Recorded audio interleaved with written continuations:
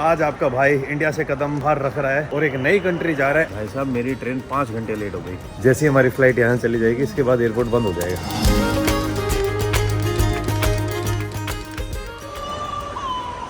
Good evening guys और स्वागत है आपका एक और नई वीडियो में। अभी हूँ मैं विशाखापट्टनम के अंदर और जो लास्ट वीडियो आपने देखी थी वो मैंने कल ही ख़त्म की थी। That ended in Kolkata. Kolkata के बाद मैं रायपुर गया और रायपुर घर पहुंचने के बाद भाई तगड़े तगड़े सीन हो गए। वो सारे सीन एक बार मैं चेक इन कर लेता हूँ, उसके बाद बताऊँगा आपको। वैसे आज आपका भाई इंडिया से कदम बाहर रख रहा है और एक नई कंट्री जा रहा है आफ्टर 6 to 7 months। तो भाई जो मेरी फ़्लाइट है अभी उसका जो चेक इन है वो 9 बजे स्टार्ट होगा। तो अब तक आपको मैं एक स्टोरी बता देता हूँ। स्टोरी है कि जैसे शायद मैंने आपको लास्ट वीडियो में बताया था कि यार मैं अब घर पे जा रहा हूँ और घर से मेरी नेक्स्ट डे ट्रिप स्टार्ट होगी। तो कल मैं था कलकत्ता एयरपोर्ट के ऊपर, जो मैंने लास्ट वाली वीडियो एंड की। कलकत्ता से फ़्लाइट लेके कनेक्टिंग फ़्लाइट लेके मैं पहुँचा रायपुर, क्योंकि पीछे से फ़्लाइट लेके आ रहा था। ऊपर ताकसिंग अरुणाचल में चाइना बॉर्डर से लेके नीचे गुवाहाटी तक आया। गुवाहाटी से फिर फ़्लाइट लेके फिर कलकत्ता पहुंचा। कलकत्ता से दूसरी फ़्लाइट लेके मैं पहुंच गया कल रात शाम को रायपुर अपने मम्मी पापा के पास। घर पे कुछ टाइम स्पेंड किया और आज सुबह की मेरी ट्रेन थी ना रायपुर से विशाखापट्टनम की। लेकिन थैंक्स टू इंडियन रेलवेज़ भाई साहब मेरी ट्रेन 5 घंटे लेट हो गई। और अगर मैं ट्रेन के हिसाब से आता 5 घंटे तो यहाँ पहुँचने में मुझे बहुत लेट हो जाता और मैं ये वाली फ़्लाइट कैच नहीं कर पाता, क्योंकि मेरी फ़्लाइट है रात के 12 बजे की और ट्रेन यहाँ पे पहुँच रही है 9:30-10 बजे के अराउंड। और फिर रेलवे स्टेशन से यहाँ तक आना, अगर मान लो ट्रेन और ज़्यादा लेट हो जाती तो और ज़्यादा पंगे हो जाते। यार पता नहीं, मुझे समझ नहीं आ रहा है कि खास करके छत्तीसगढ़ के अंदर ये ट्रेन इतनी ज़्यादा लेट क्यों होती है। पिछले 2-3 सालों से मैं ये पैटर्न देख रहा हूँ, क्योंकि मेरी फैमिली के काफ़ी मेम्बर छत्तीसगढ़ आते रहते हैं। हम तो अभी आए हैं, तो वो बताते कि ट्रेन अभी लेट हो रही है। और वो सब लोग ये बोलते हैं अभी वो लाइन का अपग्रेडेशन या कुछ चल रहा है। यार 2 साल में अपग्रेडेशन कंप्लीट नहीं हुआ है और सिर्फ छत्तीसगढ़ के कुछ पोर्शन में आके गाड़ियाँ लेट होती है। कुछ लोग बोल रहे हैं कि भाई साहब उस एरिया से कोयला जाता है और बड़े बड़े जो पावर प्लांट है और बड़े बड़े बिजनेस घराने जो इस पावर प्लांट प्रोडक्शन में घुसे हुए हैं, उनके कारण उनकी गाड़ियाँ जाती हैं और जो पैसेंजर ट्रेन है उनको रोक दिया जाता है। ये गलत है ना भाई। 5-5 घंटे ट्रेन, नागपुर तक ट्रेन एकदम सही टाइम पर आ रही थी, लेकिन जैसे ही छत्तीसगढ़ में एंटर हुई ट्रेन लेट होना स्टार्ट हो गई। खतरनाक से सुबह सुबह जल्दी उठा उस ट्रेन को पकड़ने के चक्कर में। फिर सुबह 6 बजे की ट्रेन थी, 4:30 बजे उठ के पैकिंग वैकिंग की। उसके बाद सारा सीन ख़राब है भाई साहब। ये तो ट्रेन लेट ही चल रही है। NTS पे देखा, फिर वेट करते रहे। 8:30 बजे मैंने उम्मीद छोड़ दी थी कि यार मैं ट्रेन से अगर जाऊँगा तो मैं टाइम पर पहुँच जाऊँगा। फिर वहाँ से मैंने फ़्लाइट बुक की, हाथों हाथ 6,000 रुपये एक्स्ट्रा पे किए ताकि मैं यहाँ पे विशाखापट्टनम पहुँच जाऊँ। और फिर मैं रायपुर से फ़्लाइट लेके गया हैदराबाद से एक और कनेक्टिंग फ़्लाइट लेके मैं यहाँ पे पहुँचा विशाखापट्टनम शाम के 6 बजे। अभी बाहर मैं खाना खा के एक ऑटो वाले भाई के साथ, और उस भाई ने वापस से मुझे एयरपोर्ट पर छोड़ दिया है। और अब मैं यहाँ से मेरा चेक इन स्टार्ट करूँगा। 6 से 7 महीनों बाद किसी नई कंट्री के अंदर प्रवेश करूँगा। काफ़ी दिन हो गए भाई मैं नई कंट्री नहीं गया हूँ। ये देखिए भाई, ये है चेक इन काउंटर और सामने देखिए सिंगापुर। 11:55 की फ़्लाइट है। तो भाई चेक इन हो गया और ये मिल गया मेरा बोर्डिंग पास विशाखापट्टनम से सिंगापुर स्कूट एयरवेज़ का। और ये टिकट पड़ी है मुझे 9,000 रुपये की। बड़ा सही चेक इन था यार, सब कुछ ईजिली हो गया। ज़्यादा डॉक्यूमेंट कुछ नहीं मांगे। एक चीज़ मांगी थी, वो मैं इमिग्रेशन क्लियर करने के बाद बताऊँगा। और कितने दिनों बाद इमिग्रेशन क्लियर करूँगा भाई। इतना लंबा ब्रेक सिर्फ मैंने कोविड के टाइम पे लिया था। तो भाई इमिग्रेशन हो गया, इतने दिनों बाद इमिग्रेशन क्लियर किया है, तो अलग ही खुशी मिल रही है। यहाँ पे मेरे से क्या क्या डॉक्यूमेंट मांगे। तो जिस कंट्री में जा रहा हूँ उस कंट्री के वीज़ा के ऊपर आपको सिंगापुर के अंदर 96 आवर्स का ट्रांजिट फ्री मिलता है। वो ट्रांजिट के बेसिस पे मुझे सिंगापुर का वीज़ा लेना नहीं पड़ा। एंड स्कूट एयर की मेरी फ़्लाइट है, ये पड़ी थी मुझे 11,000 रुपये की फ्रॉम विशाखापट्टनम टू सिंगापुर, जिसके अंदर 20 kg लगेज इंक्लूडेड है। स्कूट एयरवेज़ के अंदर अगर आप नॉर्मली टिकट कराते हो तो 10 kg का जो हैंड बैगेज है वो आता है। चेक इन लगेज आपको अलग से परचेज़ करना पड़ता है। तो 26 रुपये का extra check in luggage buy किया था मैंने 20 किलोग्राम। और उन्होंने मुझसे मांगी थी रिटर्न टिकट। शायद मैंने आपको कुछ टाइम पहले ही बताया था, मेरे एक दोस्त ने एक ऐसी वेबसाइट स्टार्ट की है जहाँ से आप फ़्लाइट रिजर्वेशन शो कर सकते हो। खासकर जब आप बाहर जाते हो इंडिया से तो आपसे रिटर्न टिकट्स मांगते हैं कि भाई आप इंडिया वापस कब आओगे। कई बार आपने रिटर्न टिकट करवाई नहीं होती है तो आपको मजबूरी में करवानी पड़ती है। तो उसका एक अल्टरनेट है, इस वेबसाइट पर जाके आप एक काइंड ऑफ होल्ड वाले रिटर्न टिकट बुक कर सकते हो, जिसमें आपको कुछ एक नॉमिनल अमाउंट पे करना पड़ेगा और आपकी जो टिकट है वो जनरेट हो जाएगी और उस टिकट को शो करके आप इमिग्रेशन को बाईपास कर सकते हो। It's a legal thing. ये वाली सर्विस पहले यात्रा देती थी, लेकिन यात्रा.com ने इस सर्विस को बंद कर दिया। लेकिन मेरे दोस्त ने भाई ये वाली अपॉर्चुनिटी देखी और उसने वेबसाइट स्टार्ट कर ली। This is not a sponsored video, तो आप भी इस वेबसाइट पर जाके चेकआउट कर सकते हो। जब आप वीज़ा के लिए अप्लाई करोगे या फिर जब आप इंडिया से बाहर जाओगे, आपको instead of paying heavy amount for the bookings की, और उस टाइम आपकी श्योरिटी भी नहीं हो, कई बार आपको बुकिंग कैंसिल भी करवानी पड़ सकती है, तो उसकी जगह आप ये वाले टिकट्स बुक करवा सकते हो। 500 रुपये इसका चार्ज है और 500 रुपये में आपको लगभग एक दिन से लेके एक हफ्ते के बीच की टिकट की वैलिडिटी मिल जाएगी। इन टिकट्स के ऊपर आप ट्रैवल नहीं कर सकते, इस बात का ज़रूर ध्यान रखना। ये सिर्फ और सिर्फ आपको शो करने के लिए, आप ये एयरपोर्ट के ऊपर शो कर सकते हो, नहीं तो फिर जब आप वीज़ा अप्लाई करते हो किसी कंट्री का तब शो कर सकते हो। लिंक मैंने ऑलरेडी डिस्क्रिप्शन में मेंशन कर दिया है। भाई बोर्डिंग चालू हो गई है और बोर्डिंग एक अलग ही तरीके से स्टार्ट हुई है। एक तो इस एयरपोर्ट के ऊपर रात को कोई भी डोमेस्टिक फ़्लाइट नहीं है, सिर्फ हमारी फ़्लाइट के लिए ही ये पूरा एयरपोर्ट अभी खुला हुआ था। जैसे ही हमारी फ़्लाइट यहाँ चली जाएगी, इसके बाद एयरपोर्ट बंद हो जाएगा। मुझे मिली है मेरी फ़्लाइट की लास्ट वाली सीट एकदम।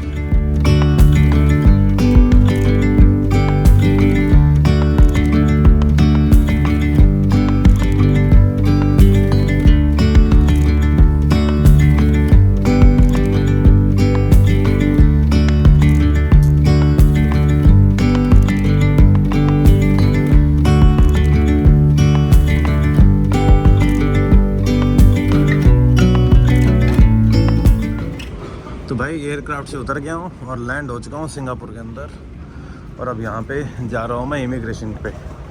ये सिंगापुर के अंदर मेरी सेकंड विज़िट है, लेकिन पिछली बार जब मैं आया था सिंगापुर, मैं अनु के साथ आया था और उस टाइम सिंगापुर उतना महंगा नहीं था यार। आज मैंने एक नॉर्मल सा रूम बुक किया है और वो रूम मैंने अनु को बोला प्लीज़ यार अनु तुम बुक कर दो, इतना महंगा और नॉर्मल सा रूम मेरे से बुक नहीं किया जा रहा। अब की बार कुछ ज़्यादा ही महंगा हो रखा है, खास करके इन 3-4 दिनों के लिए Singapore is very very expensive. मैं लैंड हुआ था T1 पे और अब मैं आ चुका हूँ T3 के ऊपर, और यहाँ से है ना सिटी के अंदर जाने के लिए आपको ट्रेन मिल जाएगी। तो अभी मैंने ये सिंगापुर के लिए $70 निकलवा लिए हैं। एक सिंगापुर डॉलर की कीमत है 60 रुपीज़, तो मैंने $70 निकलवाए हैं, जिसमें सब $5.5 जो अब यहाँ के बैंक हैं वो चार्ज कर रहे हैं। टोटल $75 विड्रॉ किए, और अब मैं जा रहा हूँ यहाँ से नीचे मेट्रो स्टेशन, और फिर मेट्रो स्टेशन से ट्रैवल करना स्टार्ट करूँगा, जाऊँगा गेलांग एरिया के अंदर। गेलांग एरिया वही है जहाँ पे पिछली बार मैं और अनु रुके थे। यहाँ का अलग टाइप का एरिया है वो, लेकिन वहीं पे है ना थोड़े सही होटल मिल रहे थे, बाकी जगह तो और ज़्यादा महंगे थे। एयरपोर्ट बना तो बड़ा मस्त रखा है यार। और अब यहाँ से मुझे लेनी है ताना मेरा के लिए वो टिकट।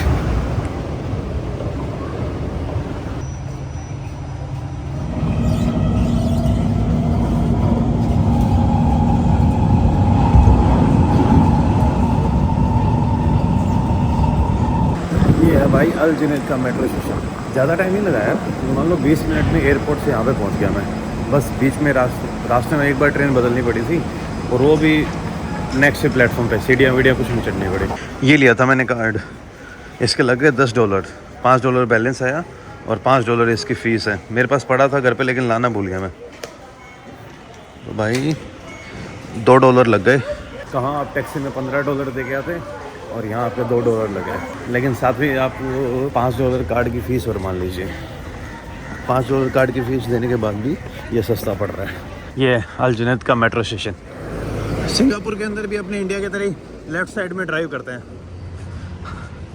ये है भाई मेरा होटल 81, और जब पिछली बार आए थे तो इसी से थोड़ा सा इधर राइट साइड में जाके रुके हुए थे। होटल के ऊपर पहुंच गया था मैं, जो मेरा बड़े वाला लगेज वो अंदर छोड़ के आ गया, क्योंकि होटल के अंदर चेक इन 2 बजे से अलाउड है। लेकिन वहाँ पे अपने एक तमिल भाई मिल गए, उन्होंने बोला दादा यार मैं ज़्यादा से ज़्यादा आपको है ना 11 बजे चेक इन दे दूँगा, लेकिन उससे पहले अगर आप लोगे ना तो लगभग $20 के आसपास ऐसे ही लग जाएंगे। मैं $20 भाई ऊपर से थोड़ी गिरते हैं, 1200 रुपये 1 घंटे की बात है। 1 घंटे बाद 11 बज जाएंगे, तब तो मैं यहाँ पे खाना पीना खा के आ रहा हूँ। ये एक इंडियन कम मिक्स रेस्टोरेंट है, यहाँ पे अब खाना खाने वाला हूँ। ये भाई अपने एक साउथ इंडियन रेस्टोरेंट में आया हूँ, और यहाँ पे मैंने एक ये नींबू पानी लिया है और एक ये लिया है मसाला डोसा। सिंगापुर के अंदर खास करके जो अपने तमिल लोग हैं उनकी पॉपुलेशन अच्छी खासी है। खास करके अपना साउथ इंडियन फूड है ना, वो अच्छी क्वांटिटी में आपको मिल जाएगा यहाँ पे, और काफ़ी सही दाम में। रूम अच्छा है और अब स्टार्ट करता हूँ मैं सोना। डबल बेड होते तो अच्छा होता, लेकिन कोई नहीं, जैसा भी है। 8th फ्लोर के ऊपर है, सबसे ऊपर। उस उधर रेस्टोरेंट वहाँ पे खाना खा के आया था मैं अभी, और एसी को मैं थोड़ा तेज करके फिर पूरी मस्त गहरी नींद सोने वाला हूँ। तो गैस अब आपसे है ना मैं उठ के बात करता हूँ, अभी मेरे पास कुछ भी नहीं है बताने को, उठ के ढंग से बात करता हूँ। गुड इवनिंग भाइयों और बहनों।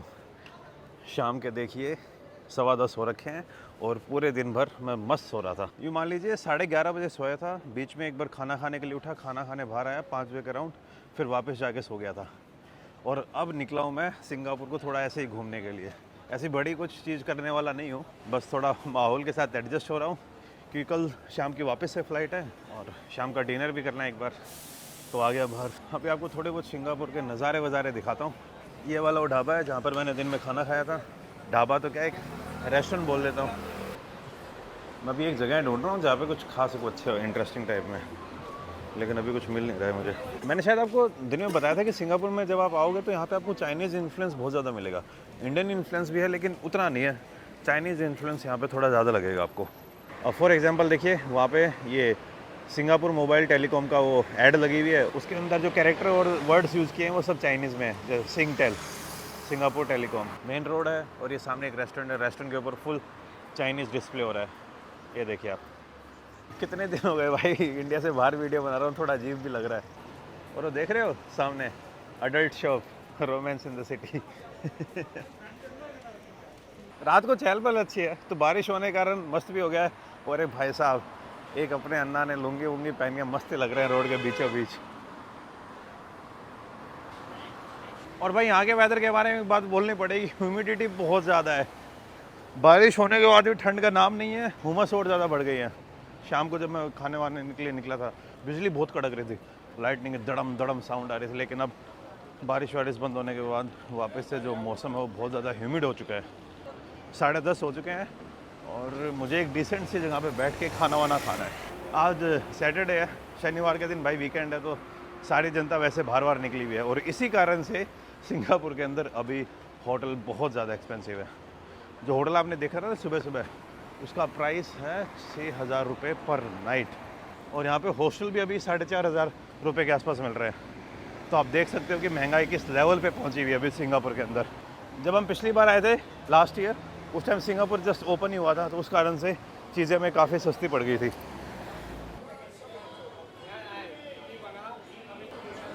सिंगापुर के अंदर इस टाइप के खाने की जो जगह है ना बहुत फेमस है, और ड्रिंक यहाँ पे लोग ओपन में करते हैं, और इतना कोई बड़ा इशू नहीं है। छोटे मोटे दुकान के अंदर भी आपको दारू वारू मिल जाएगी।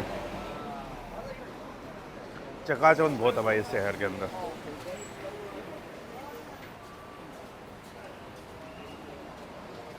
तो भाई अपने उस इंडियन रेस्टोरेंट में आ गया हूँ मैं। ये देखिए यहाँ की वैरायटीज़ सारी, प्रॉन वोन सब, चिकन विकन सब है यहाँ पे।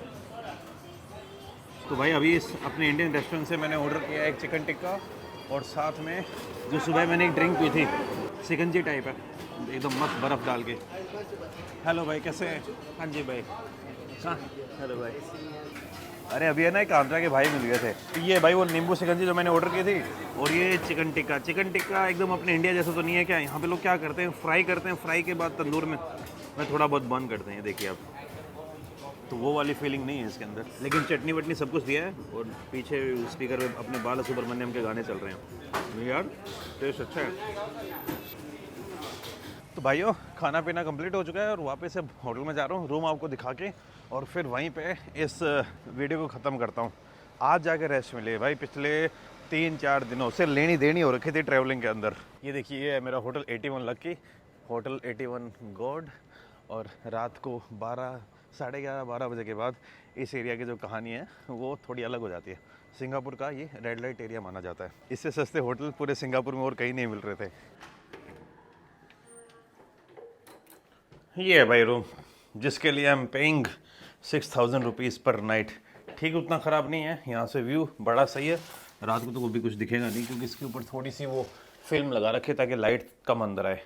इधर पूरा माहौल ख़राब कर रखा है मैंने, ये इलेक्ट्रिक गैजेट वैजेट, जो ड्रोन है उसका कंट्रोलर ख़राब हो गया था, तो ये दूसरा कंट्रोलर लिया है शुभम के ड्रोन का, जो दुबई में पड़ी थी।